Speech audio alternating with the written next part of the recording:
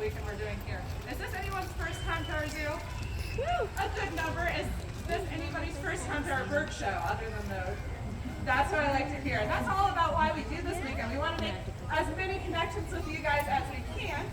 So we are very excited to have all of you here. Now, with that being said, everyone is okay with birds, right? Wanted to hear otherwise. Will be at least by the end of the show. We do have a few different birds we are going to meet. First off, we are actually going to start in Africa. And we're going to bring out one of our larger birds here around the theater. You may have actually seen his parents and his little brother at the bottom of the hill across the eagle. We're going to be heading to Africa to actually meet the largest owl species found there. He's our milky eagle owl, who goes by the name of Mandela. Now Mandela is 16 years old, so that's actually fairly young for them. He's probably in their 50s. So they're pretty long-lived bird species. A lot of times people don't realize how long some of these birds do live. Now, in Africa, he actually has a really fun nickname. He's called the monkey-eating owl. So what do you think he eats? Monkeys? Yes, not here at Zoo Atlanta. Our monkeys are all safe. But in Africa, he would be able to hunt some of those smaller monkeys. He can pick them right out of the treetops. They're also one of the only known predators of the African pygmy hedgehog. Now, he's got lots of adaptations to help him with hunting. Being a bird of prey, his main adaptation is his feet. So birds of prey oftentimes are also called raptors. That's because they are using their feet to help them catch their food. Each one of Della's feet actually has the crushing power of a large dog's bite. It's almost like he has a Rottweiler taped to each one of his feet when he hunts. So that is why I have this nice leather glove on my arm to keep me nice and safe. Now when he is flying around, do you hear very much from his wings? No. So being a bird his size, he would generally have a lot of wing flapping noises. But he has a really cool adaptation. Owls are not the fastest flyers, but they do fly pretty silently. You feel the breeze off their wings too. To do that with fringed feathers on the edges of their wings. Now, how much do you think Mandela may weigh? 30 pounds. 6 to 5. So our average guess is usually between 20 and 30 pounds. He weighs 4 pounds. So he is a lot of feather fluff. Feather weighs a lot less than hair does. He actually has something called semi-pneumatic bones. That means the inside of his bones look a lot like a honeycomb. So he has very light bones, very light feathers, making him very light so he is able to fly. Flighted birds are shockingly light. Our bald eagle only weighs about 6 pounds, as big as he is. Now, if you're looking at a non-flighted bird like an ostrich, those will weigh about 200 to 300 pounds. So there is a big difference in non-flighted versus flighted bird weight. There, we do one more flight up here, dude. There we go. Get your last pieces. There's one more. There we go. And you can head on back to Africa whenever you are ready. That's a gorgeous bird though. What do you think flying off? Nothing keeps our birds from flying off. That is the simple answer. If you look around, we don't have any nets, we don't have our birds on leashes, anything like that. So our training is what keeps him from flying off. He knows that I have the food, and he's going to get his food if he hangs out with me. And when he goes home, he knows he's going to get the most food. So our birds get a really big snack as soon as they get to their home. That's essentially what keeps them here with us. It's a little bit of a magic trick because we don't have I'd be any the same way. You nets give me a or lot of anything. food, I'll be staying here for as long as you need me. That's a very good question. So for our next bird, we're actually going to head to Indonesia, where we're going to meet a parrot species. You want to come out here, girly? Come on. I promise there's a bird back there. What do you think? Come on. There we I haven't go. talked to we seen earlier. This is Sydney. She's gorgeous. And Sydney is a yellow-crested cockatoo. Now she's got a big old piece of food to get down, but now she's got it down. You guys all want to clap for her real quick? That is why she's called the yellow-crested cockatoo. She's got that yellow crest on She was her braiding head. like hell. Now that is her way of communicating with everyone. For Sydney, her crest flying up when you guys clap means she's really, really excited that all of you are here. Now, if she was really scared for some reason, she'd also throw that crest up. That's her way of saying, watch out, there's something in the area I'm a little worried about. Her rest of her behavior shows me she's not scared at all. So I know that that's not the case. And if she is ever scared of something in her area, it's usually just a bumblebee or fly, nothing that can harm her anyway. Now, she does also have some really cool adaptations to help her out. She's got these awesome little feet. Now, can you guys all say zygodactyl?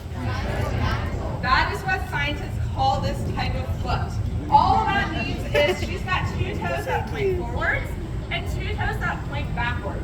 That really helps her when it comes to gripping on to things like perches or my hands or even her food. So you can see I'm handing her these big chunks of food, and then she's using her foot to hold them up to her mouth, just like you probably hold your food up to your mouth with your hands. Now, scientists currently think that parrots are some of the only birds who are able to bring food up to their mouth instead of having to bend down to the ground to get them. And that's actually also a very, very important adaptation. Parrots are prey species. They need to know what's going on in their environment at all the time. So if they're bending down and their eyes are down by their feet, do you think they can see what's going on very well? No. No. So they've adapted to be able to bring their food up to their beak so that they can stand up tall and they can always see what's happening around them. Now those feet do also make her a very agile bird, because if you are in really dense forestation, you probably don't want to use those wings too much. You're going to be banging them around on the branches, maybe on other cockatoos, so you're going to be depending a lot on your feet. And we can show some of that off as well once we get that piece of food down. Show them that we can spin right around on the branch if we wanted to. Or if we see a nice piece of fruit underneath us that maybe we really, really want to get to, we can actually hang upside down and get it, just like that. And then use her beak almost like a third foot to help her pull herself back up. Now, what do parrots do that everyone loves to hear? Hop. Yeah, Sydney is our example for why you should never get a pet parrot because you think they're going to say lots of fun things to you. Parrots only mimic what they find interesting. Sydney is 27 years old, and she knows 2 people sounds. I and then the other one she hears all the time, of course, because she's a showbird. Are you pretty bird? Yeah, that's her entire vocabulary. They only pick up what they find interesting. Now, mostly what parrots do are a lot of squawks, squeals, little squeaking noises like you'd expect to hear from birds. Like she can tell everyone about her favorite movie, Psycho. Psycho? Yeah. But not lots of fun people sounds. Now, we will talk a little bit more about mimicking later and why it's so important. But for now, can you give everyone a kiss? Thank you. There you go. Let's send you back to Indonesia. Pretty bird This is though. Sydney, our yellow-crested cockatoo, all the way back. There you go.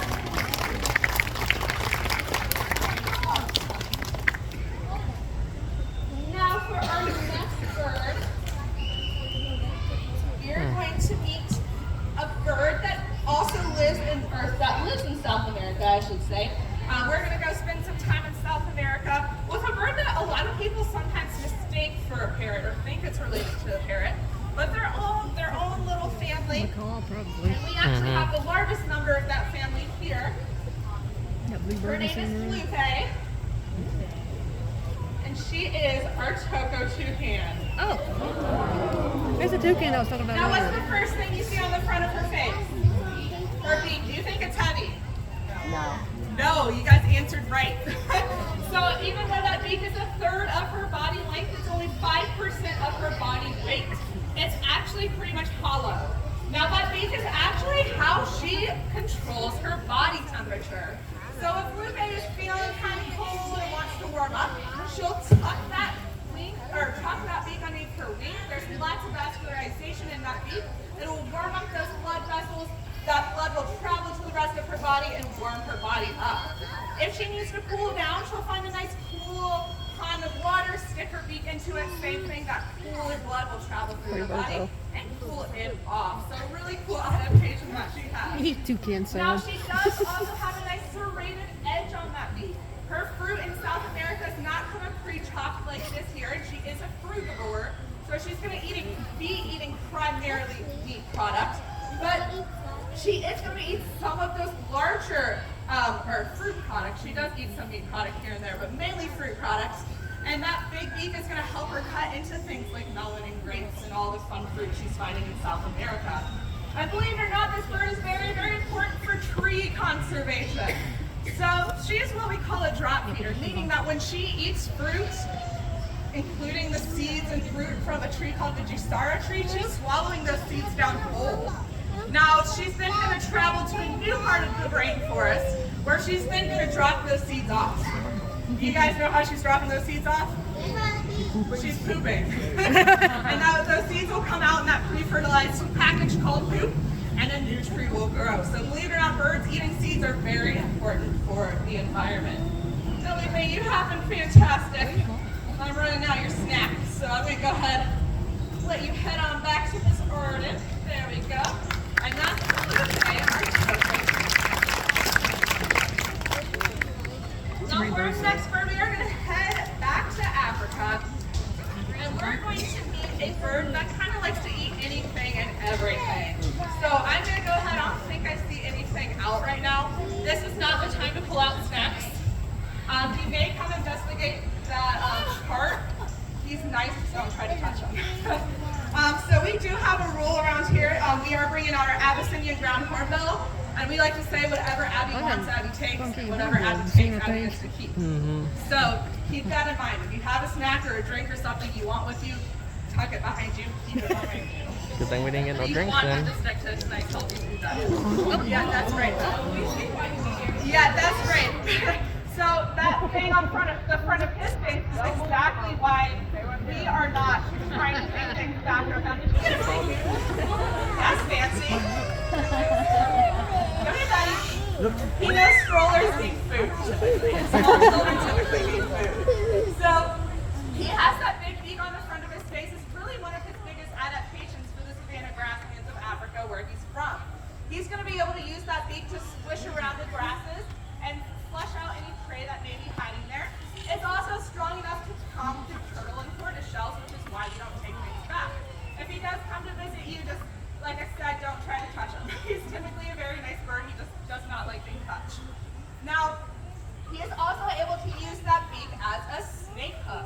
So he can pick up a snake by its tail end and keep the business end away from him. But if he were to get bit by a snake, it's actually not a big deal at all, because he can do pretty well. He has an immunity to snake venom due to those really thick scales on his legs. Now he is a ground hornbill. He does have the ability to fly though. Now you guys are going to want to duck on his way down. His name here does hang low. All the way back down here when you're ready, bud.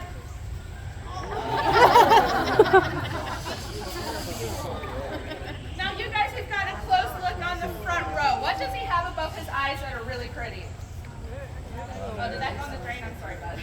Yeah, he has really long eyelashes. Now those eyelashes, oh, you're not done yet. Sorry. It might be getting to us too. Now those eyelashes are made out of feathers, not hairs. He is a bird. We have no feathers. But they do function just like our eyelashes do to help keep dust and debris out of his eyes. Do you guys also see where it looks kind of broken above his beak? That's actually meant to look like that. It's called an open cast, and it's essentially his microphone. So he'll find a mate out on the savanna grasslands, and they'll duet each other. Now it's a really quiet booming call. Get the last bits of those snacks. Now it's a really quiet booming call, but he's able to use that open cast like a microphone to help his call resonate. Yeah, he's gonna fly up here next. Now we're gonna go ahead and get one more flight out of him up this way this time. Maybe up this way. Once again, you're gonna want to that's a good reason. back down. We see glasses come to the face. That was a good breeze. Now, as you guys can tell, he is a pretty smart bird, so we can do things like ask him, maybe, are you a smart bird today? We can ask him to sit. Sit. And we can ask him to turn in a circle. Turn in a circle. Maybe not. Go that way. He does know how to turn in a circle. you also see how distractible he is. So we're gonna go ahead and let him go on his way before I actually lose him. That's Abby.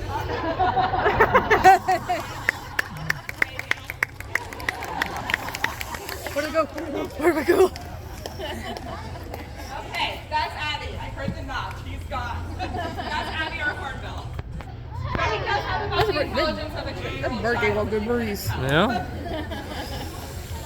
Now for our last bird, we are going to talk more about that mimicking behavior we saw a little bit with Sydney. But we're going to bring out a bird who's a lot better at it than Sydney, if I say so myself. He's actually the bird that did welcome you to the show. Need to get his little perch ready for him. Now we're going to bring out Cortez. No, they won't bring that eagle out. It's gonna be that All the macaw. way from South America. Now, before we play around with his mimicking sounds, do you think mimicking is a natural ability? Yeah, it is. So that's kind of confusing because a lot of times we hear parrots make people sounds. We had to find the right perch to stand up, apparently. So we hear them a lot of times make people sounds. That's because they're mimicking what they grew up around, which a lot of times is a human environment.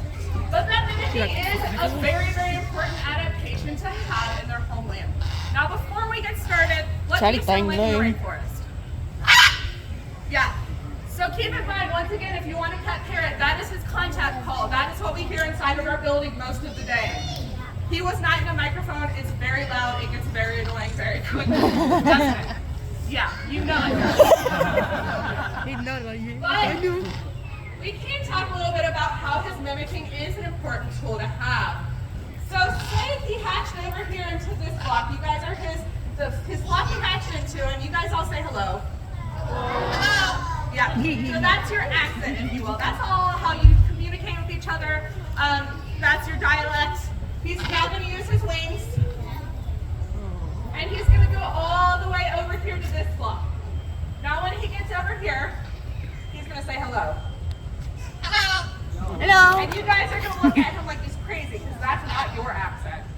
Every group of parrots, every flock of parrots, whether it be the same species, all has a different accent. Now like I said earlier, parrots are prey. They don't like weird things in their flock. So if his accent sounds different than their accent, he cannot be in their flock.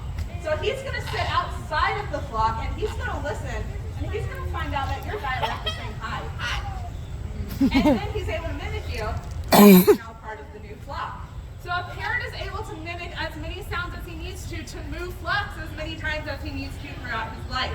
That could be to find new food, to find new friends, a girlfriend, whatever it may be. But it is a very important adaptation to have where he is from. Now, with that being said, Cortez is 33 years old. He turned 33 last week or the week before, one of those Mondays.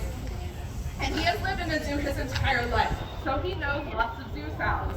Some of those being some of the animals that live around here. He knows right next door we have some big kitties, our tigers and our clouded leopards. He knows we also see some wild birds come through, like the turkeys. Yeah, we see a turkey every once in a while.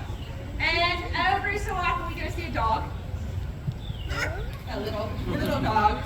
And our favorite place to go hang out in the zoo is the contact yard, where we hang out with our best friends, the billy goats. Yeah.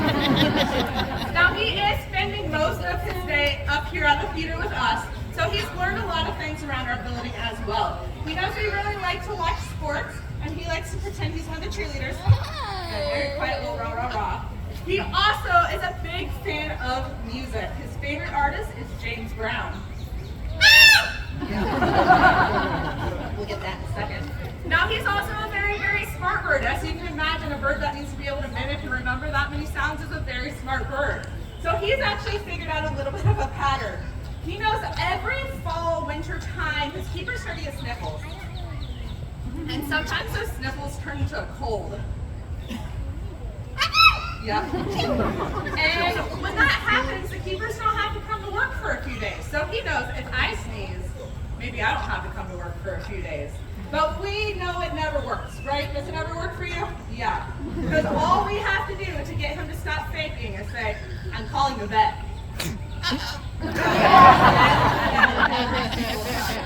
Now Cortez is our final bird, but me and him are actually actually going to hang out a little bit after the show. If you guys want to come get a closer look, take any pictures of him, ask any questions, feel free to. We're just going to ask you stay on the concrete. We encourage